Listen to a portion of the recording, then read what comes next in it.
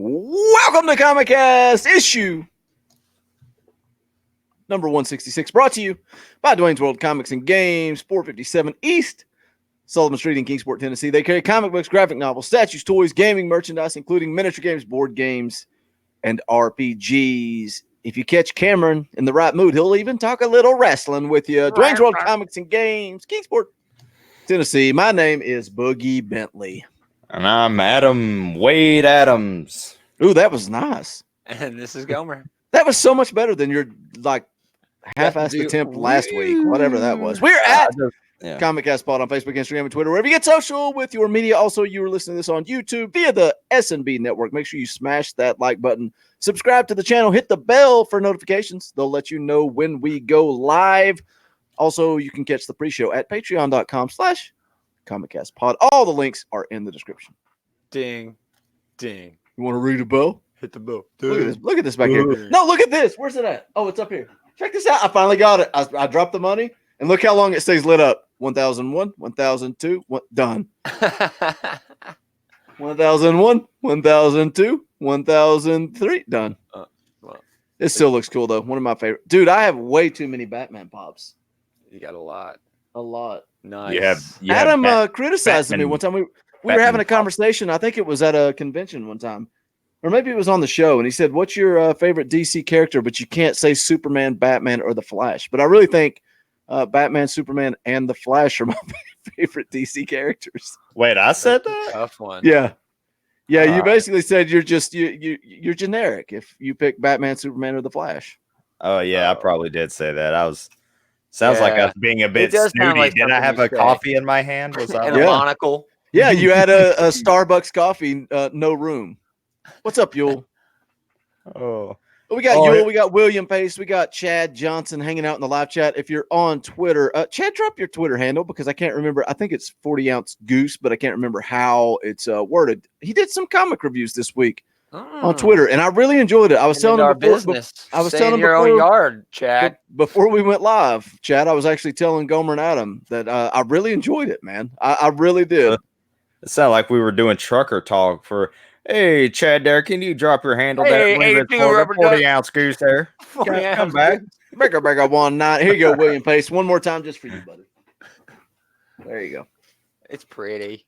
I got a new Spider-Man pop, too. But this is not about me. It's about comic books. So what do you want to talk about, Gomer? We're going to talk about the big Marvel news or anything we want to get into before that? I guess we should probably mention that Jason's not here. He was in the live chat. We should probably mention that. Out of sight, out of mind. He's at Baltimore Comic Con doing some dope interviews. Who all did he talk to? Jeff Lemire. That's about it. That's all you got to say. Ryland Grant. What was up with their channel? And it said interview with Tom King, and it's just two idiots saying we're leaving. Have a good night. It's like, yeah, thanks for that Tom King interview. But no, seriously, go check out Comic Core on Twitter. Jason did some cool interviews. All weekend long at Baltimore Comic Con. So he couldn't make it back. Yeah, he podcasted all weekend, so he couldn't podcast this weekend. Yeah, we're not a priority to him. That's okay. Whatever, we understand. Whatever. Because we can fire him anytime. Anytime we want, we'll fire him. You could just send him the link on his phone. And he could just, I'm live from the floor at Baltimore Comic Con. He's currently moving long boxes. He's got Neil Adams doing it, I thought. William Pace says, Adam drinks Starbucks. Did he lose his manhood? Dude, we went to Dunkin' Donuts one time, and Adam's using Starbucks terms, and they're like, excuse me, what did you say?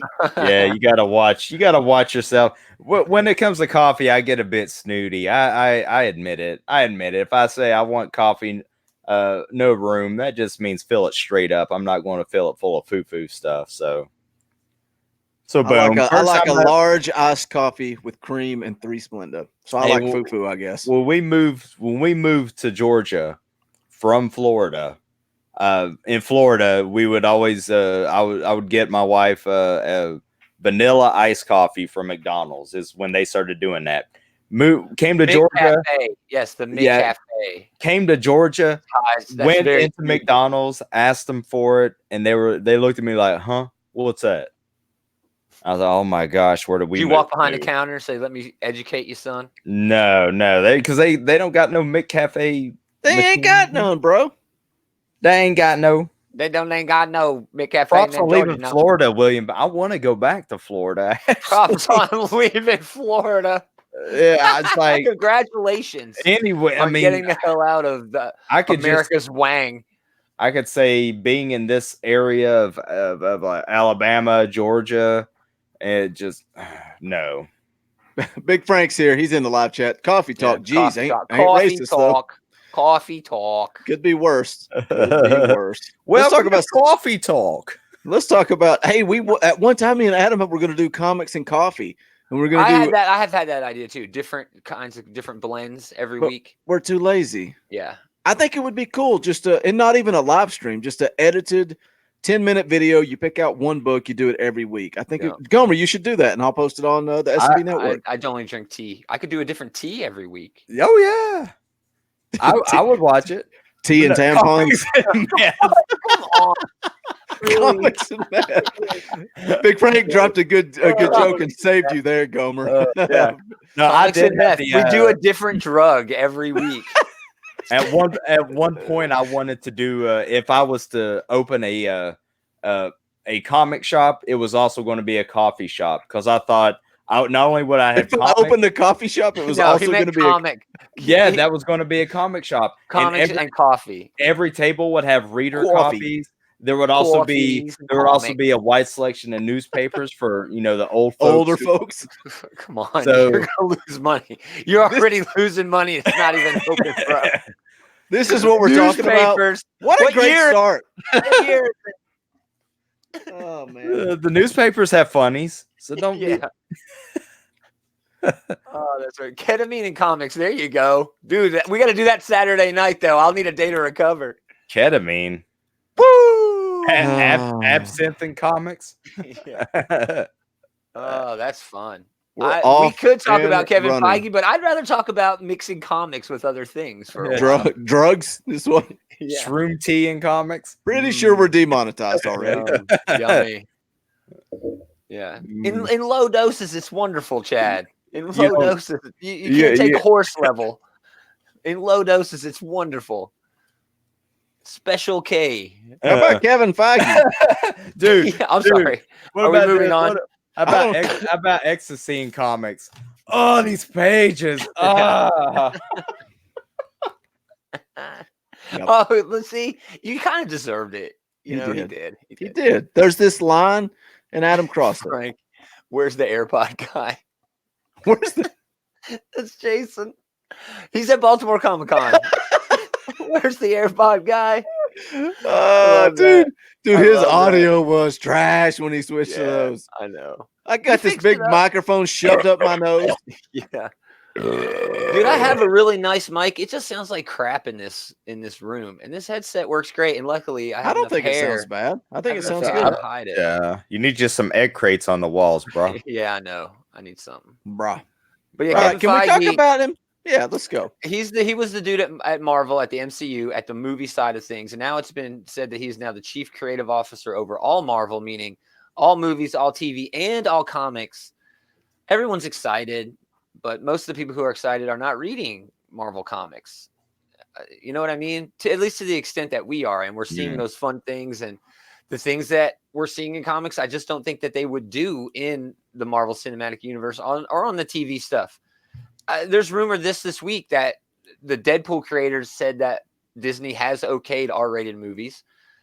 So that's a plus, I guess, if that turns out to be true. But if you have a winning formula for something, for like Deadpool, you don't mess with it. Oh, 100% agreed. Yeah. But that's where the debate comes in. Does Marvel Comics need to be tweaked, fiddled with, changed? And there's a debate there. There's 100 comics a month. You know what I mean? In that line. So really they can do anything that they want. But do we really want the comics to be more like the MCU and the screen stuff, or do we want more diverse content? I don't know. I think we can get it all. I think we'll get exactly. I think we'll get it all. I think it will be a little bit closer in some instances, but in other instances, it'll be further apart. I think it'll be a big test bed.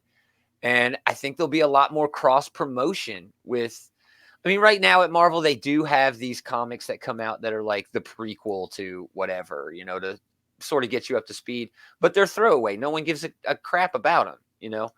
But with Feige in the lead now, if those start to come out, people be like, you know what, this might actually mean a lot more to the movies and the TV shows and stuff like that. So, I mean, you know, you mentioned wanting to talk about this. Yeah. First of all, OU81-2 says, I'm here from football, but been dying to catch one of these. That's cool, man. Cool. That's the idea. I love the crossover. There are fans of wrestling. They're fans of Tennessee football. They're fans of comics. Glad to have you here. Everybody in the live chat, make sure you smash that like button. Let's grow the live chat. Share out the link. looked good this week too. I mean, yeah, they did. They lost. They look good, man. They did. Look, you wanted to talk about this news, and a lot of people are excited. William's talking in the live chat. He's excited. Cheers to Comics is in the live chat. He's Brian. excited. Me, I'm like, I don't really care, man. Just keep giving me good comics. And I was going off about that the other night. Yule's hanging out in the live chat. Me and Yule and Antonio, who will be on the show next week, comic creator, writer creator Antonio Bryce will be here next week to talk about his comic book brand. I'm excited for you guys to chat with him and interact with him. He's a good dude. He does the Wrestling Council with me and Yule. And I was like, are you even a comic fan? And he's like, what the heck are you talking about? Of course I'm a comic fan. I'm a comic book writer. But it drives me nuts, these people. And we beat it in the ground on this podcast, man. People are like, oh, there's nothing good coming out of Marvel. Yes, there is. There is. So just keep giving me good comics. And comics for everybody. Yeah. Everything doesn't have to be for me. We're going to get into the book of the week later, The Marked. I can sit here and say that was a good comic book. It might not be for me, but it's a good comic book. And that's fine. That's fine. It doesn't have to be for you to be a good comic book. So my biggest beef with most fans of anything, really, it's like, not that they're searching, not that they're struggling to find one thing wrong or, you know, anything they can find wrong with their franchise that they love and then just hate it. You know what I mean? Just because of that one thing. And I understand that's toxic behavior. Exactly. I understand it to a point. You know what I mean? Be critical. Be sure. You know, but I think crap on it when it's bad. Yeah. But you can't just crap on all of it. You have to point out some good things too. Or in my opinion, you lose a little bit of your, you know, critical credibility, you know. It's okay to point out the bad things. I'm not judging anyone for that. But when it's all bad all the time, it sounds like a broken record. It sounds like political radio. It would be like Star Wars. And we're not Wars. picking sides. We all want to read good stuff. We all want to consume awesome media. So point out the good things too. It'd be like Star Wars. It'd be like saying, "Do you love Star Wars?" And a person says yes. I'd be like, "Well, then consider Star Wars like your child. You're not just going to crap on your child, are you? Be toxic to your child like that, are you? Might a little bit. If you love it, you still support it, but you want it to do better." Yeah. So I saw some people talk about like, "Oh, boycott the next Star Wars movie, or we'll never get anything good," or something. It's like that falls right into cancel culture. Yeah, I don't like that either. And my thing is, if you don't like it, don't watch it. But don't try to get a mass group behind you. Let's not go. We're all not going to go. We're going to. If you want to go watch it, go watch it. It goes back to Second Coming, the comic book. I had no desire to read that, but if Gaumer wants to read it and Adam wants to read it, go read it and talk about it. Yeah, that doesn't mean I have to read it. Well, I was talking about that at Dwayne's just this past week, man. Like, we can disagree. This group, like, you talk about diverse backgrounds and beliefs, ComicCast is full of them. And we have so many conversations in our private group on Facebook. And man, I'm talking like some people would hate each other and talk about cancel culture. Yeah. Canceled. We're no longer friends. We can disagree. We can have different beliefs and still be friends. That's the whole point. Yeah. I don't have anybody blocked on Facebook. No one said anything to me mean enough to make me think that I can never interact with that person again. As a matter of fact, the more I disagree with people, the more I want to interact with them. That's just in my nature. You know, I think everyone should sort of adopt that. We have so many different opinions. Yeah. The two of us. And we have so many good conversations. And usually when the conversations end, your opinion's not changed and my opinion's not changed, but I still respect your opinion and you still respect mine. Yeah, and exactly, dude. I mean, I think that's Star Trek in me, man. That was the whole basis of Star Trek. It wasn't just that we accepted each other's differences. We embraced the fact that we have differences. Right. You know what I mean? It makes us both better that the whole everyone is, and if people want to pick sides, and again, when you pick sides, it's so terrible because let's say back to the Comicsgate thing and choosing a comic. If they say this comic is bad, but you liked it, and then you heard a podcast and you're like, oh no, I'm not allowed to like that book. You're doing yourself an injustice. You know what I mean? You need to get on that. Get on that as a good book. Yeah, I'm telling you guys. My mic off while the 5-0 goes by. Dang, dude, calm down. We're about to give away a free digital code. I just posted it on Twitter. Adam, I don't know if the book is anywhere near you, but go ahead and drop Crazy #1 into the live chat, and we'll just take your time. It's fine. No rush. Because myself and Gaumer, Adam, Big Frank says, "Where's the root beer, Adam?" It's I showed it to him. Yeah, Crazy's pretty good. Crazy. I showed him my bottle. We can talk about it later in randos, but Crazy was decent. Let's get into some advanced review copies because courtesy of OutrightGeekery.com, we got some early advanced review copies for a few books from Image Comics. How cool was it on what Undiscovered? Is it Undiscovered Country? Yes. How cool was it that they still had a panel blacked out instead? It's a map too. Is it? It's a map, and you know how I am about maps in comics. Look. It's hard to talk about this without wanting to spoil the whole thing. It's so cool. Yeah, that's the thing, guys. These advanced review copies, we can't spoil anything. Yeah. So it's going to be very vague, but we're going to recommend or not recommend. It's going to be a whole lot of recommend, but let's just get into it. Undiscovered Country, dude. It's Scott Snyder and Charles Soule. It's a recommend right out of the gate. Exactly. You don't have to read it. Everybody's going to pick this up. This is the next big hit at Image Comics, the way people picked up The Walking Dead #1, the way people picked up, it's already being called out for a screen.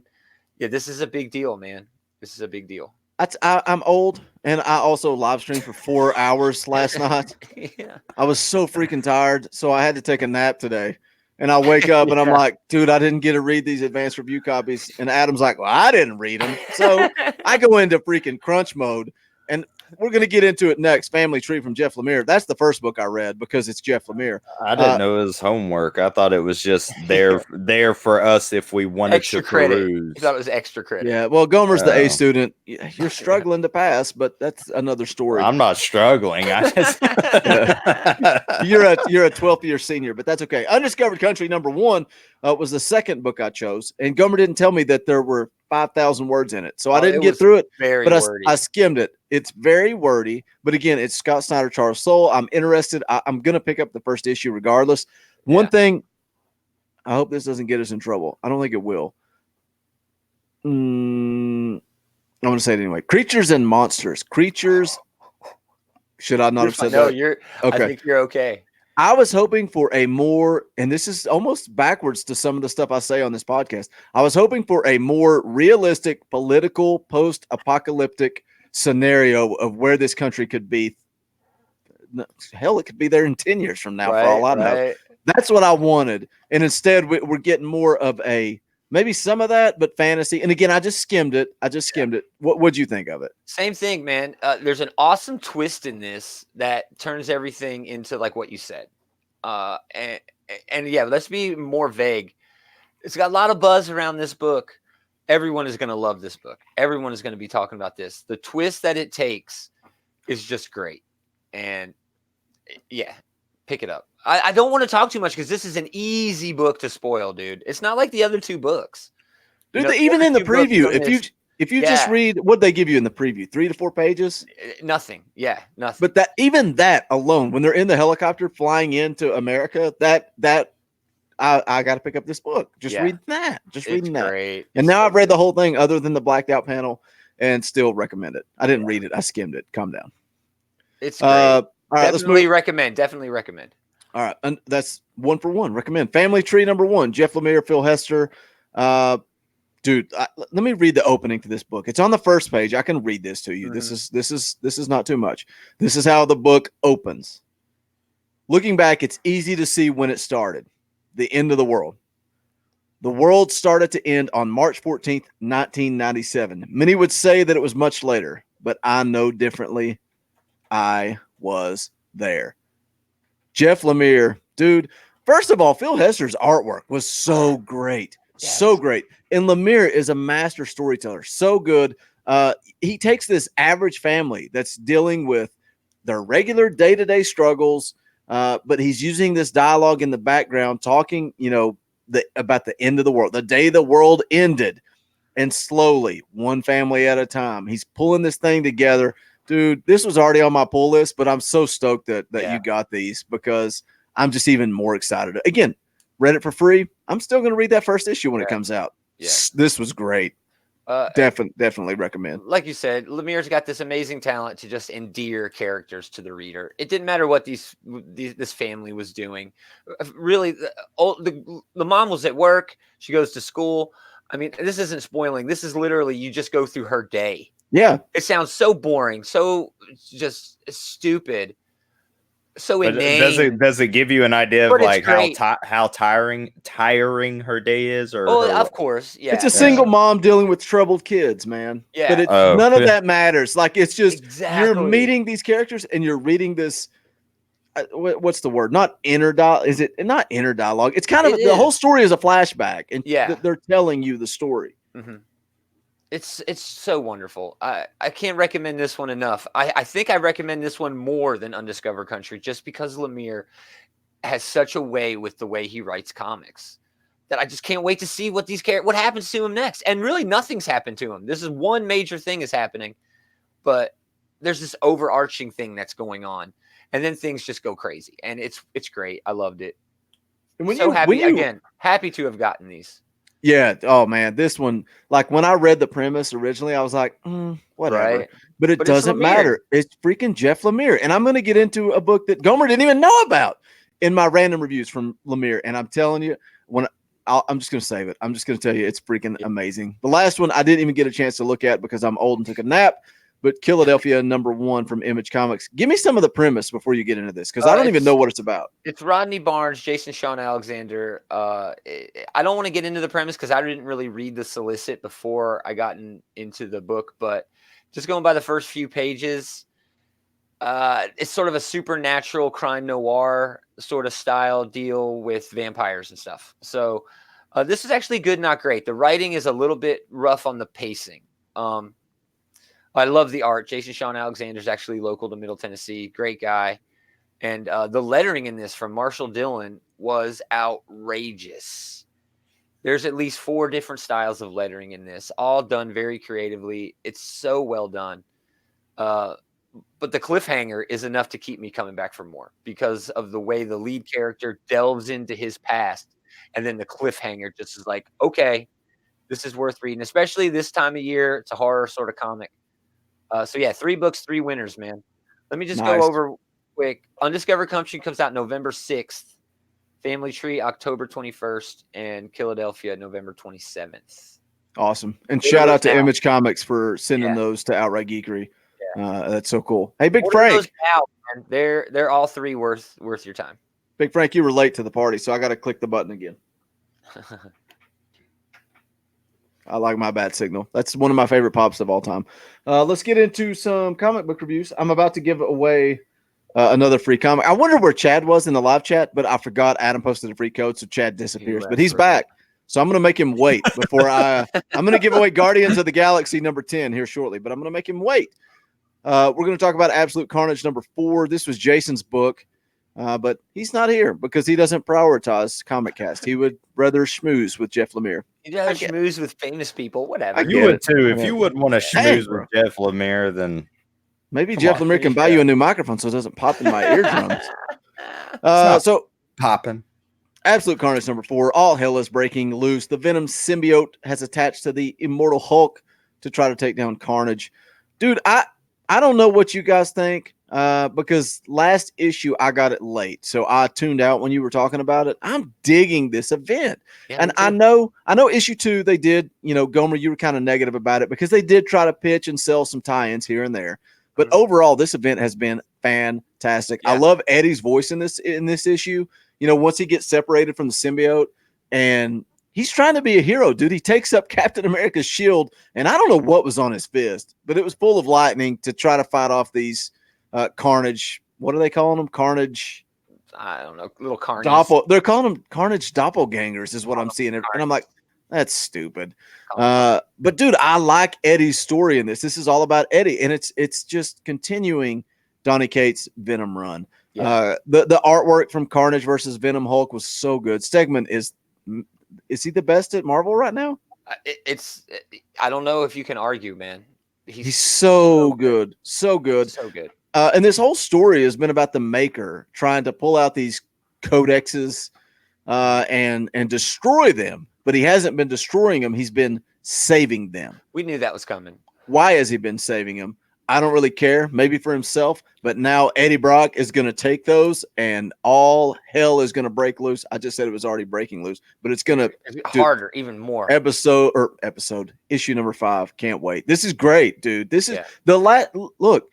People criticize Marvel events, War of the Realms, and Absolute Carnage. I've enjoyed them both.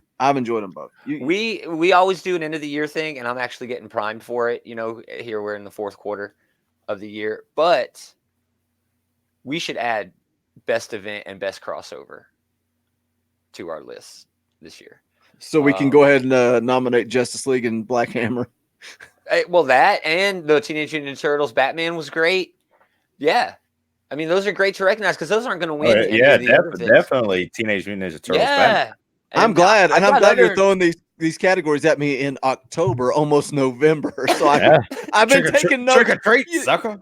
Talk about doing your homework. I have so many notes on my phone for the year-end events awards. isn't that hard. Events isn't. No, really that's that easy. I can do that easy. And the crossovers is a little bit tougher because you haven't read like any of the Power Rangers crossovers.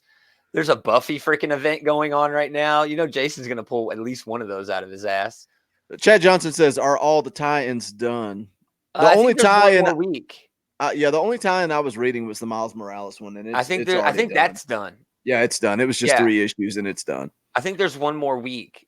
It's weird because the main Spider-Man title ties in, and then the week after that tie-in ends, it goes right into a 2099 tie-in. That's why I dropped Spider-Man because of that 2099. And I know Chad's excited, and I'll probably pick up that the 2099 Doom book. I'll pick that up, but because it's Zdarsky, right, Chad? I think so. But dude, well, Doom 2099 is one of the most interesting of the 2099 characters because in the original run, it was speculated, theorized, whatever, that it's actually the actual Doctor Doom. That wasn't like a new Doom 2099. Like he lived that long. Well, I forget the whole traveled story through time. about it, but I just remember supposedly that is Victor Von Doom. Yeah. In the 2099 storyline. I just wonder what they're doing with all that 2099 stuff, man. I don't know. But yeah, they're drawing the line at 2099. Yeah. This is definitely on my list though for best events of the year. So Adam, what caused you to drop off of Absolute Carnage out of curiosity? It was overwhelming.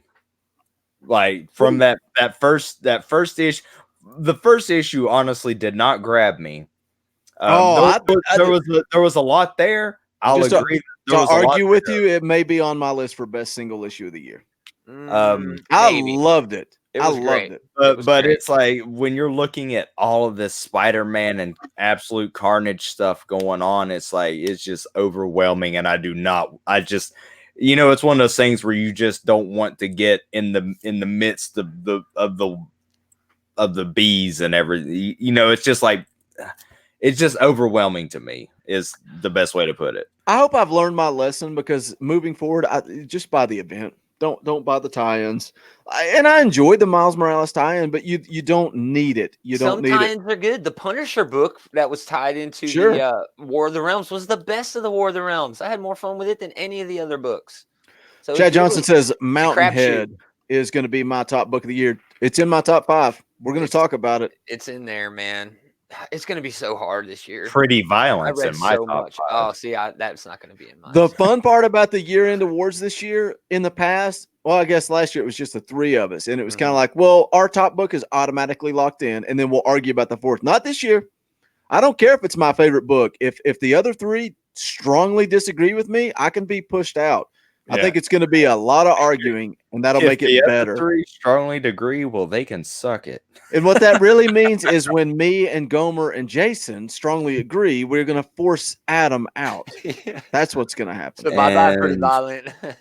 And this is going to be my face that shows that I care so much about it. Wait, what? What's going to be your face?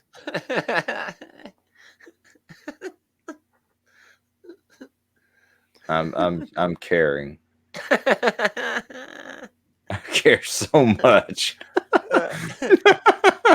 The fun part is letting the fans vote. Chad wants to be invited on to argue We'll with us. definitely be pulling people from the chat. You know, maybe we'll have like a chat choice. Maybe we should have some people in the chat on for like 170. What is this? 166? Yeah, pick up sticks. Maybe we can copy Talking Balls and say for like a certain price of a super chat, you can come on 175 and hang out for a few minutes. Obviously, you can't hang out the whole show, but I think it would be fun, man. Chad, you just can't cuss, bro, because I'll get demonetized. We don't have the setup to censor. Not yet. We did. All right, let's move on. Carnage was cool, man. I want that Carnage Funko Pop. Does it exist? I think so. There's a bunch of them, dude. Like which Carnage? Pop. Yeah, the one with the rib cage and the spine. I don't know that exists new, yet. all codexed one. I like it. Oh, the one that looks like an action figure from the real Ghostbusters toy line from the 80s. Right. But I like the one that's out too. I don't remember what they call it. Carnage something. Yeah. I don't remember. All right, let's move on. Tales from the Dark Multiverse Batman Knightfall, #1, longest title of all time. Oh, crap. Scott Snyder, Kyle Higgins wrote it. Javier Fernandez drew it. Alex Guimaraes colored it with Clayton Clayton Cowles. Or been Coles, drinking? Maybe. No, not yet. Letters. Thanks, Clayton. Clayton Cowles lettered the words that were coming out from the cows. Comics and cocaine. All hail Saint Batman. Batman Knightfall is a 1993-1994 story arc that was actually 3 arcs. Nightfall, Night Quest, Night's End. All right. I saw Bruce Wayne get burned out, beaten by Bane. Azrael took over as a Gotham savior for a period of time. And that story, Jean-Paul got crazy, violent, unstable. So Bruce Wayne, healed by magics and stuff, takes back the mantle. Dark Multiverse in DC Comics is basically the evil multiverse where we see crazy, slightly different universes where bad stuff happens instead of the usual good stuff, except for Earth 3, which is not in the Dark Multiverse. It's in the regular multiverse, and bad stuff happens there all the time. But whatever. So these tales from the Dark Multiverse are one-shot, basically Marvel what-ifs set in the Dark Multiverse. Since this is the first one, I figured we'd get a rundown of that. This one was really good. Tempest Fugonaut, a dude who's like, I don't know, he's like the Watcher, I guess, kind of, for the multiverse. Yeah. That's cool. I like that they have the same thing. They're literally copying it from Marvel Comics. Wasn't he? What was he just into? Something? Oh, it was that Flash Forward book, wasn't it? He was in Flash Forward. Yeah. He was actually in the second issue as well. Well, for an Elseworlds book, that's not an Elseworlds book. It was a great Elseworlds book. Yeah. This mated me. Man, maybe I've been drinking too much. What mated you? this made me want more. I wanted a 6 or 12 issue series with this crazy story. That's the best thing about what ifs, man. They're supposed to be short. If it was longer, it might ruin it. That's what I like about it. I like these short, like get in, hit it, knock it out of the park. And hit it and quit it, bro. And then the next story, and then the next story, and let's hear like, what if this happened, or this Elseworlds, or this Dark Multiverse. But you know what I thought when I read this? They should do this instead of freaking Last Night on Earth, because this is so much better. Why is Snyder not doing this on Black Label? Give me this. This was great, man. Yeah, but now Gaumer talking about it. Maybe I need to go back to the 90s and read some of those comics. Oh, you want? I collect Elseworlds. And that's there's some questionable ones in there, and there's some what ifs too. But there's some really good Elseworlds stories. But so how much of this blends into that? What you're talking about, Gaumer? Because I didn't read comics in the 90s. So well, basically, this is like if Batman did not stop, Azrael from doing all the stuff that he was doing in there. Because what I liked about Batman this, gets beaten I liked Azrael being Batman. I like Batman being some freaking weird chained up wasn't dude with no arm. I love that He aspect. wasn't that. I in love the- Azrael going to him, but I want to know what led to that. I want to know. I want to see him going and ripping his limbs off and Yeah. taunting him every year on a certain day. It's nuts. I love that. I love Azrael burning Gotham to the ground to cleanse the city from their sins and then rebuilding it from the ground up. I want to see all that. The relationship with John Paul and Bruce. Yeah, that's what I want to see. Give me that book. Give me that book, Black Label. It's just like the other Dark Multiverse stuff that we had when the metal event was going on, and they had all those the other Batmans from the other. Yep. You know, remember that? The Drowned. The Drowned. They had all of them. Yeah. And that's just this again, and it's cool. This is another Batman. This is like what would happen in this other. It's a perfect what if story. I'm sorry. Yeah, but it's I get it. Boogie's it's like because it was so good. He wants more. Exactly. That's why I am this. And what ifs were like some of them, but some of them were like, what if the Hulk had killed Wolverine during their like first meeting, and what if instead of Kane Marco becoming the Juggernaut, what if Professor X had become the Juggernaut? Well, and I guess this worked because I had no plan to pick any more of these up. Oh, I'm getting all of them now. And the next one is Death of Superman. And now I'm like, cool, let's read it. I want to read it. It's going to be dark and tragic. And that's what I love about these, dude. They're dark and they're tragic. I think Jonathan Hedrick says the Dawnbreaker was awesome for metal. I can't remember anybody's name, but I do love Funko Pops.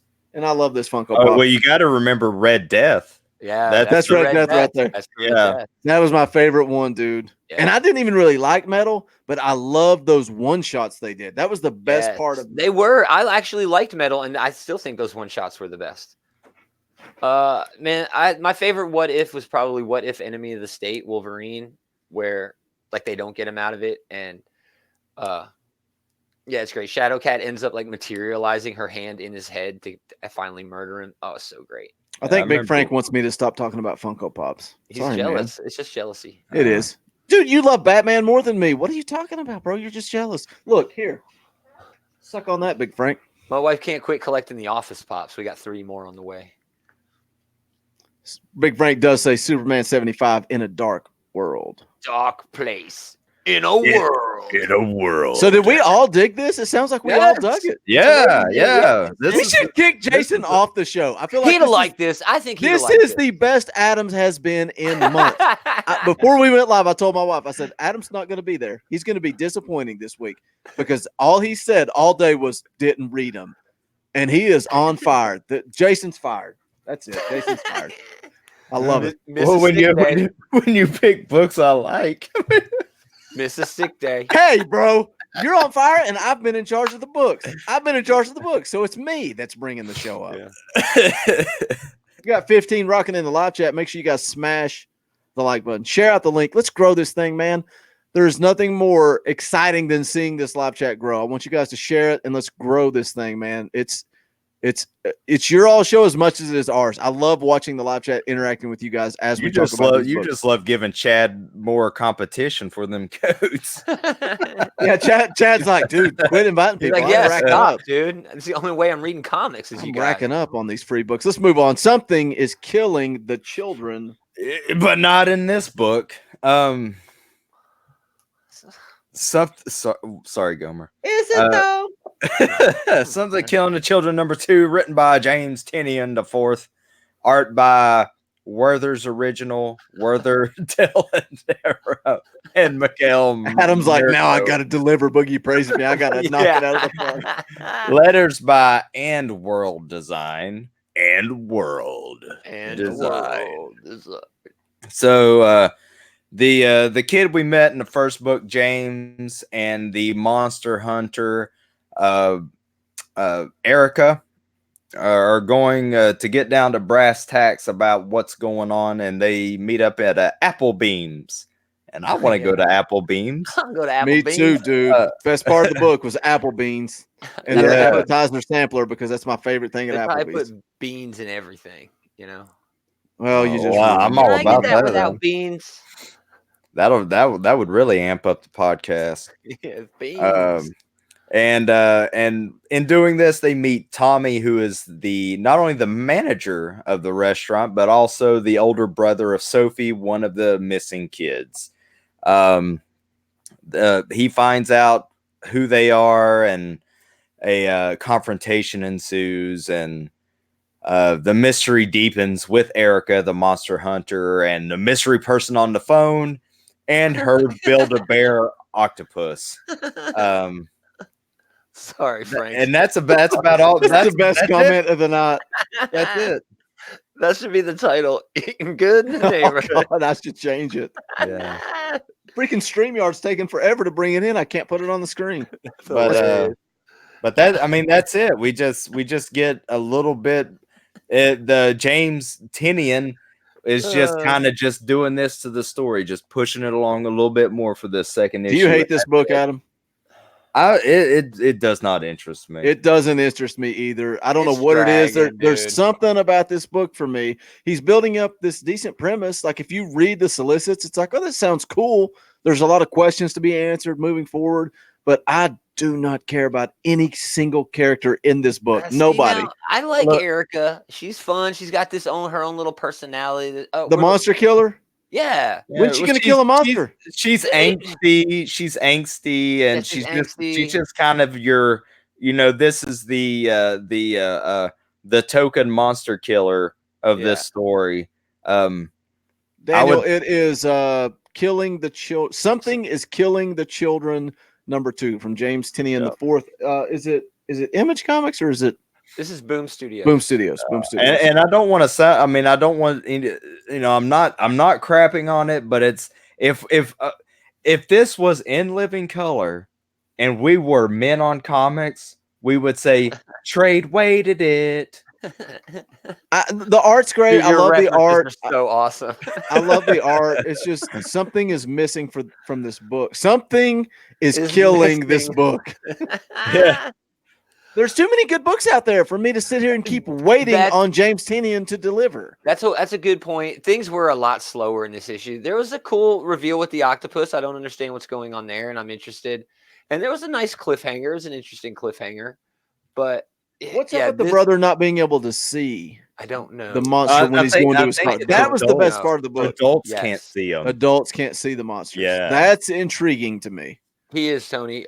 James Tynion has taken over Batman after King. But that's not a new issue 86, January. Dang, what gosh, my StreamYard is so slow. Yeah, man. I don't know. I'm still on board because I did like the interactions that Erica had with everybody, the monster hunter that she had with everybody. She's a cool character. I'm interested in that. But Chad, I gotta quit giving away free books. Chad just is never here anymore. There's another one. Absolute Carnage, Miles Morales #3. Not even read it yet, but there's the code if you want it. I loved Miles's parts in Absolute Carnage.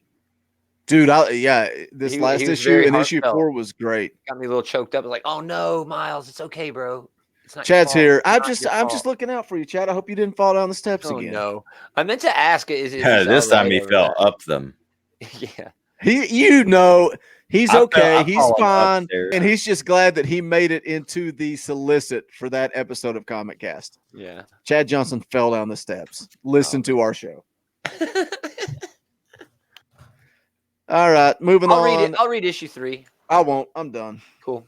X-Men #1. Dawn of X begins. Jonathan Hickman, Lionel Francis Yu. Jerry Allenglen did the inks. Sonny Gao did the colors. Clayton.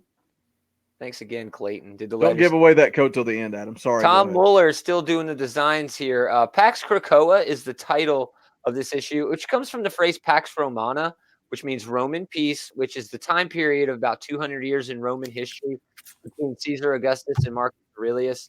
While it was not without struggle, it was like the golden age of the Roman Empire, and quite appropriate, I think, for this Dawn of X publishing initiative moving forward. And also it came with promotional. Oh yeah, I have my cards of cards. Yeah, I have my cards here. One of them's got the Krakoan language on it, which is so rad. Take a look at that. Very cool. Yeah, we're both showing it. And then one for each of the launch books with a little description on the back. Yeah, it's got the names of the people who's going to be in it. Show them again. Show them again, Gomer. Very cool. Here they all are. Very cool. And then the back has the Krakoan language. And then Have there's you that card. deciphered those yet? No, Be I let sure to Reddit do it drink for your me. Ovaltine. Yeah, I let Reddit do it for me. I don't. Oh, Chad's beat me to it. Sorry, Chad. Yeah.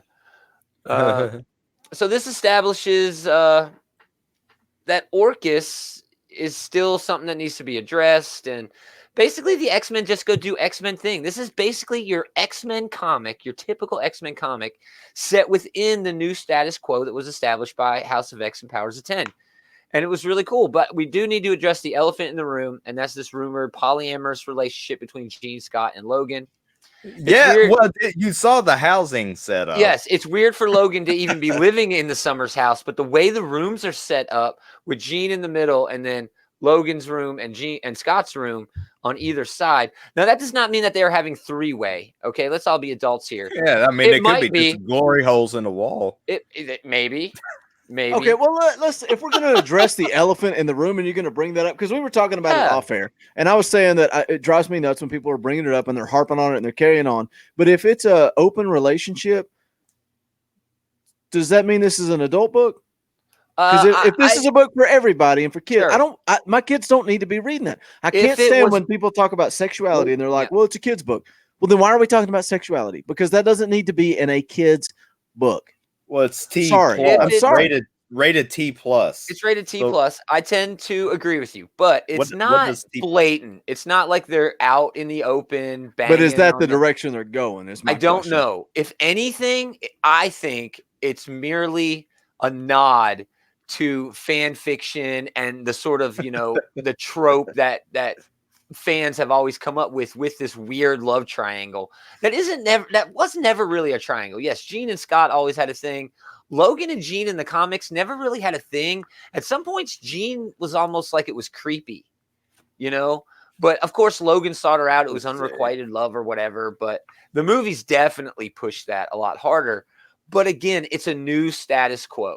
You know what I mean? We're doing it. Yeah, and there's a picture. It's Logan's room, Gene's room, and then Scott's room. I think Daniel wants to know how you get those cards that you guys were showing. My comic shop had them.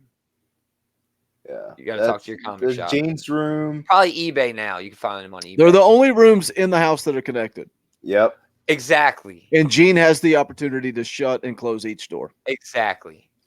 It's weird, man. I get it, but at the same time, I'm not going to harp on it. I'm just going to read the comic. But Adam, go ahead. You want to go ahead and show the code? It doesn't really mean anything to the context of the story. Right. Now, if they're going to make this.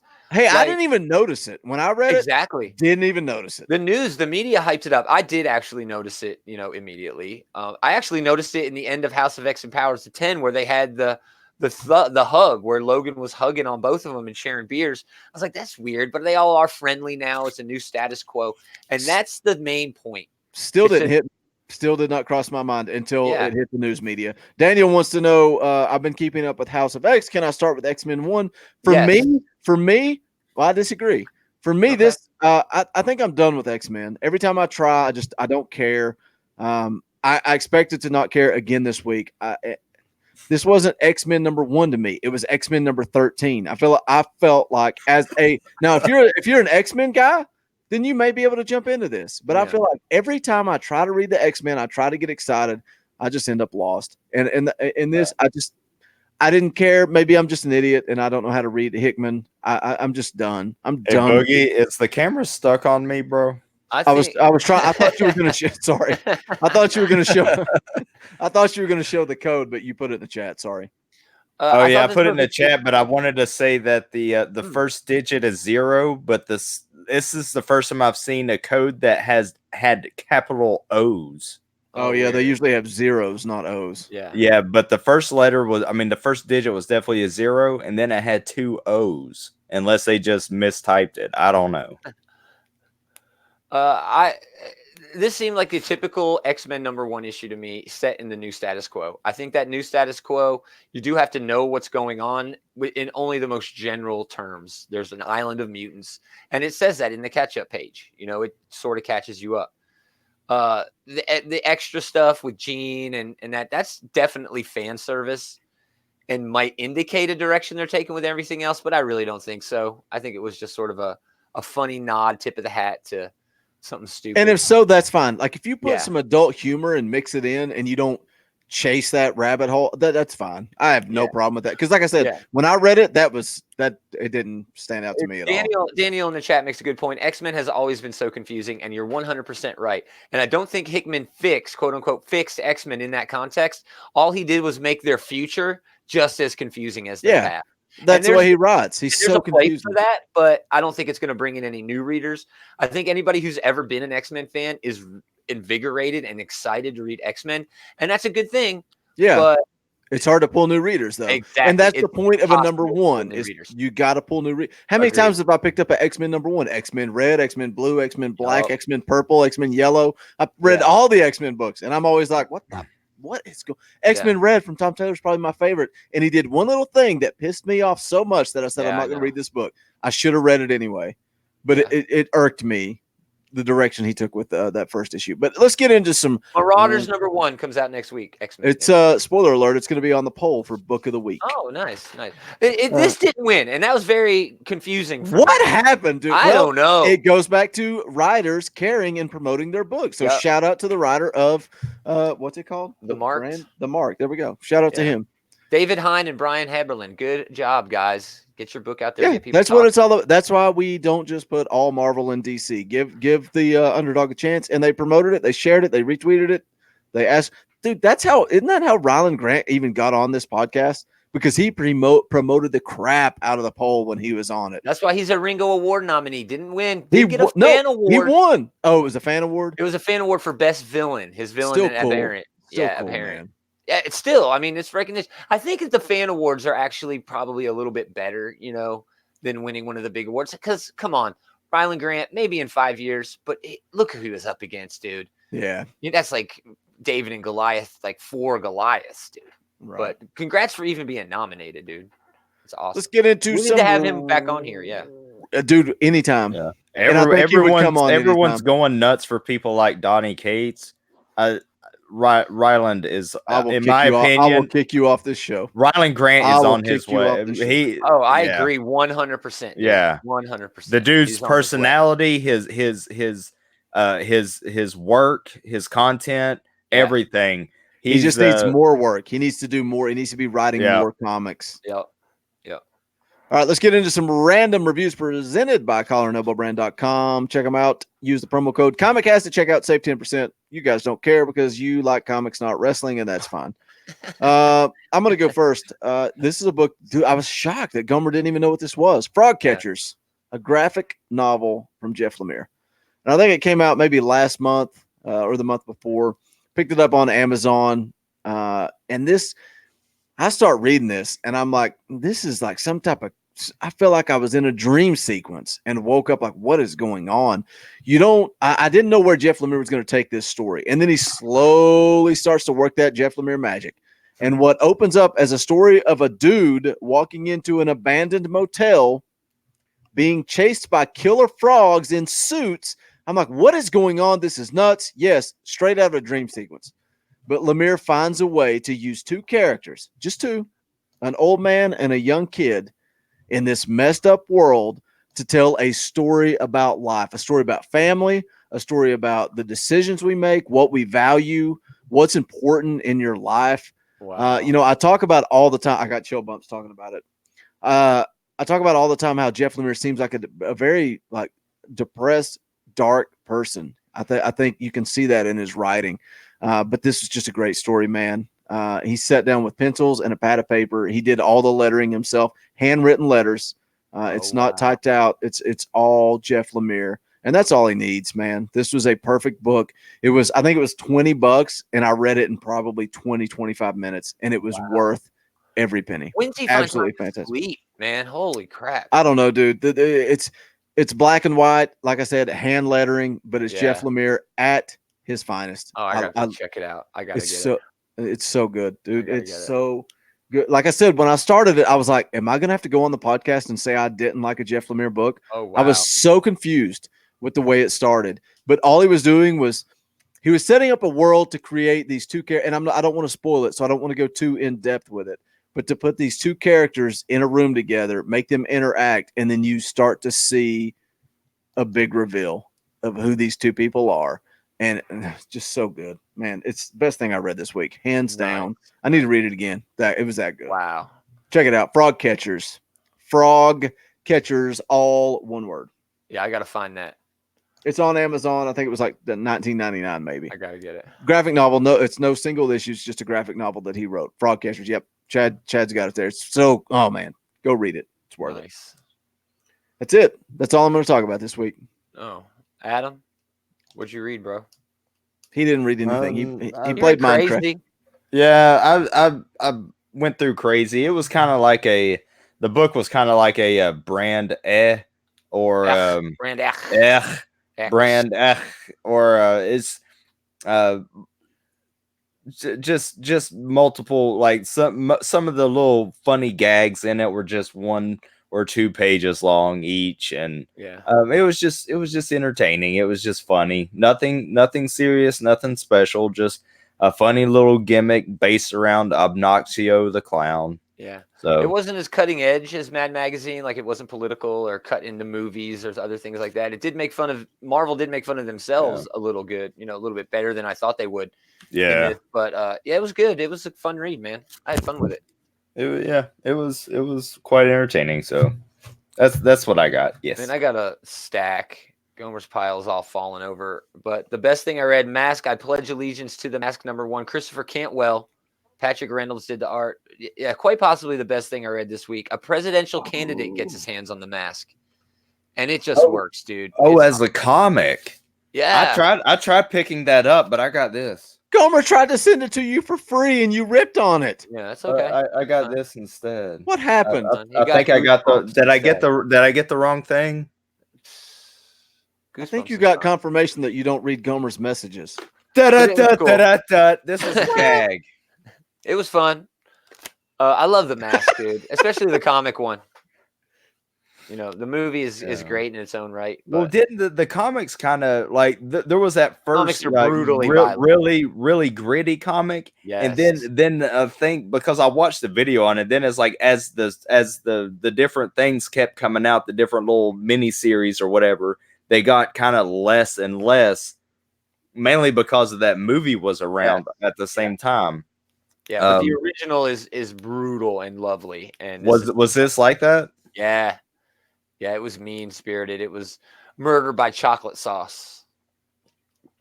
Nice. Awesome. Yeah, it was great, dude. Gideon Falls #17, still the best thing on show. Lemire Sorrentino. Hey, by the way, did you see that Jason ripped off your catchphrase with his that's fine. Lemire That's interview? okay. No, it pissed me off. Trademarked. I'm gonna have to As soon as get he my said it, lawyer. He said it. I was like, "That's Gomer's line, bro. Shut your mouth." I'm gonna have to get my lawyer on the phone. The outright geekery lawyer. He's great. He's Vade, Mark Vade. Does he work for free? Does he work for free? Yeah, it's just one of my guys. I wish he would share out more links. Justice League 34, Tiny and Snyder, Bruno Redondo and Howard Porter. Still the best thing over at DC Comics, man. Perpetua has won. Starman got squished. Still great all around. Metal Men #1. No one else read Metal Men? No. Nope. It was pretty cool. Dan Didio, Shane Davis, Michelle Delecky. It's been an ongoing thing where like the Metal Men are not like real. There's always something in their past that haunts them where they don't have souls. Well, it's happened again, but now Homeboy wants to use nth metal to remake them. That's pretty rad. Digging into the whole metal thing. Guardians of the Galaxy 10, another great issue. History of the Marvel Universe, man, maybe the best designed comic of the year. Just the way artist Javier Rodriguez does the panel work. It's just so cool, dude. So cool. Big surprise for me for this year. And Once in Future, #3, still good. Boom Studios, Kieran Gill and Dan Moore. Modern day Arthurian adventure with Grandma. It's still great. I love it. I thought I was going to like Something Is Killing the Children more than this, but I'm cooling on that book. And this one's still getting me. So I read a whole lot more this week, dude, but nothing worth talking about. Did they announce that Snyder's getting ready to wrap up his Justice League? He is. Yes. Yeah. That's I'm heartbreaking. fine with that. Well, I'll probably drop right off of it as soon as all he's good gone. things. It depends on who picks it up and what sort of, tenor, where they're going to take the book, but we'll see. We'll see what happens. We're going to get into the book of the week, but first, if you dig this podcast and you want to support us, you can go to bonfire.com/ComicCast. The link is in the description. You can pick up the official ComicCast t-shirt available in gray, black, blue, midnight navy, and white. But you know you love that Superman blue. I love that blue. It looks so good. High quality t-shirts. They're so soft. I can't say that enough. They're great. $19.99 plus shipping. Check them out. Order them. Big Frank, if you're still in the live chat, let them know how much you love your ComicCast shirt. Just putting it out there if you guys want to order it. If not, that's cool. We appreciate the support. If you're here, just smash the like button. That's all we ask you to do. If you want to super chat, that's fine. If you want to buy a t-shirt, that's fine. If you want to just smash that like button, that's fine too. Oh, William in the chat brings up Squarriors number 4. Ashley Witter does the art for that, and she is amazing. It takes her forever to get anything done. She's done a few covers. I think she's doing some Fallen Angels covers. That new book coming out from Brian Edward Hill, but it's lovely. I love her art so much. She's such a great girl. Awesome. Move forward. Are we ready to get into the outright geekery book of the week?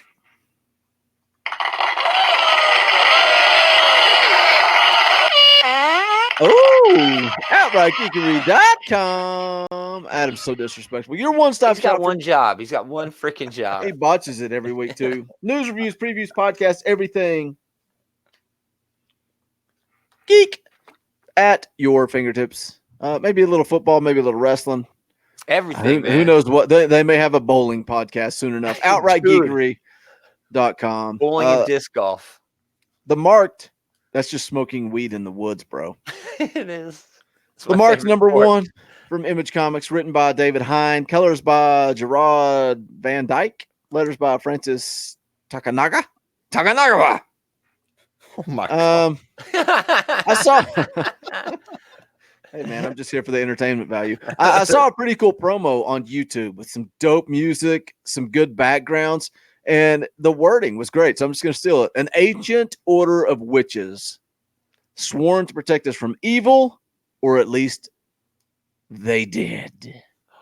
That's great. I'm in. Yeah. This is where they lose me. Now life is a party for this Coben. Until one of their own unleashes hell. I really, dude, I kind of teased it a little earlier. I dug some of this. And I liked all of it. It was cool. Did you? I got bored with some parts of it. That almost sounded like, but what happens when her out of work brother-in-law moves back in next week? Yeah. When he doesn't do the dishes. I'm letting them soak, sis. Yeah, these dope ancient witches that get thrown into modern reality and bore you to tears. The artwork on this was freaking great, dude. There was some, oh man, really good stuff. The story, it's about a group of witches, I guess that's what you would call them. They're known as the Marked. And this group has existed for centuries, drawing members from the righteous few who carry the talent. The Marked who tune into the Wrestle Council, who think they know the business. The Marked.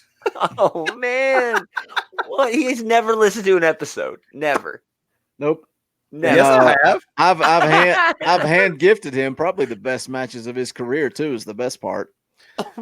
Moving on. This story it's the truth, bro. The story takes place in the present time as our main protagonist becomes part of this group. The best part of the story for me is the flashbacks. Like they're telling this story and they're going back to World War II and they're talking about how the Marked were involved, and it's all just storytelling as the protagonist is becoming one of this group by having her avatar branded into her back. Once this story gets back to the present time, I checked out, man. It's all girl party and makeovers with a little bit of magic. Wrong target audience for me. I thought you put this book in the hands of the right reader, they're going to love it. And that's cool, man. That's cool. Like I said, the art's great. The protagonist is cool for the right audience, but it just didn't work for me. I want to see the Marked in World War II is what I want to see. I want to see this big spiritual warfare taking place between Nazi Germany Hitler and the Allies. He puts all of his resources in the magic part. Yes, and if he had invested in the atomic bomb, he would have won. That's rad. Give me that story. And it works really well for world building for everything else. And you're right, that part did suck me in. But the other part, it's the craft. And I'm not the target audience for 3 teenage girls who learn how to become witches. But for what this is, it was perfect, dude. their friend, who was ripped of all their stuff, but not really, because her homegirl, felt bad for her. That's going to come bite her in the ass, because now the bad guys have recruited this, castaway who was just having fun, just like the girls have been having. It's about a group who was so disciplined that they won World War II, who hasn't had to fight and now is undisciplined. To me, that is a generational millennial story that needs to be told. But I don't know if they're going to just glance at the World War II stuff, like you said. But you're right, man. Those were the best parts. That was how it pulled me in. Charmed is a show about 3 witches who hang out. I think it was a movie too. But anyway, for Witches exactly of Eastwick and which is much better. I thought Witches of Eastwick. and there's Hocus Pocus. Hocus Pocus is good. Yeah. But anyway, good, not great. You're right. We're not the target audience. But if I'm just calling it flat down the line, for what this was trying to be, it's perfect. It's perfect. That's why my rating is going to be real weird. I'm going to break the rules. Adam, what'd you think? Ooh, yes, Frank. Alyssa Milano, yes, please. Mm-hmm. It was. My notes said the art was fantastic, just like you said, but the story, it really came off. And I love the World War II stuff, but the story came, or the premise came off gimmicky with the tattoos. It's like, oh, this is like Digimon, or the stuff the kids, freaking idiots with tattoos. The kids, they're so stupid, man. I don't understand why anybody would get freaking tattoos. Freaking idiots. Sorry. Well, what do yours do? And it's tropey. They give me powers, bro. Tattoos are tropey. There's always tattoo people. What did Daredevil? What the hell was the movie where there was a dude with a tattoo? He had like the best thing ever is when I go eat dinner with my dad, and he's like, he's a weird dude, and he's like, your sister's boyfriend's nothing but white trash with tattoos, and I'm like, what? You're different. I know you. Yeah, you're different. Sorry, I shouldn't have said that on air, probably. But I'm sure your dad, if you're listening, Dad, like the show, share it out. Share the link, bro. Be sure you smash that like button and buy a ComicCast t-shirt and subscribe. Yeah. And no, actually, don't buy a comic. Buy a Talking Vols shirt. Thank you. Yes. William Bay says my tattoos give me power to deal with Adam. That is true. I'm going to get a tattoo of Adam on my back. You don't have enough. You need more. You need more tattoos to have enough power to deal with me, brah.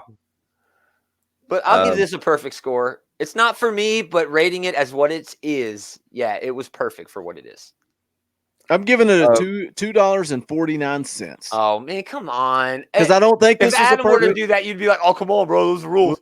Those are rules. Boogie. Okay, then I give it a $2.99. Asshole. $2.99 for the simple fact that it's not directed to me. Yeah. And even I think the funny part about it is if I think you're going for the right target audience, which I think would probably be mid to late teenage girls, probably, they're going to hate the World War II stuff. They're going to be like, this is so stupid. Maybe. Most. We're all digging it because we're all old. Yes, we love watching the Pacific. Yeah, exactly, dude. Can we watch that? Dude, let's talk about that next week. Band of Brothers. Let's watch the Band of Brothers. That's a freaking great show. Holy crap. Adam, what do you rate it? I'm going to rate it. I like the art, and I know I said that it seemed like it was gimmicky, but at the same time, I felt like the story just it stuttered at times, where they could have just kept the pace going. Well, they had to party, dude. Yeah, it's like there was just certain things like, oh my gosh, but I get what they're doing. They're trying to introduce this young angsty generation. I guess would be the best. I mean, if I had a legitimate beef when they took away Homegirl's powers, that happened in like 2 pages. They could have drawn that out a little bit and made it feel like it was a bit more of a bigger deal than it was. She was like poof. But they could have taken out all the World War II stuff and just kind of mention that these witches have been around for centuries fighting the good fight, and then gone more in detail with that. And I think you would have hit your target audience better than what you did. And perhaps they put the World War II stuff in there to change that target audience a little bit. But that doesn't work. That doesn't work. I agree, but give me the whole World War II story, and this is one of the best books of the year. Dude, I would have been loving this it. was very much Harry Potterish. It was Harry Potter. Sure. I have that in my notes. Harry Potter. It did feel Harry Potter. But as far as my, I was going to say I don't have any interest in reading another issue, but $2.99. Nice. Yeah.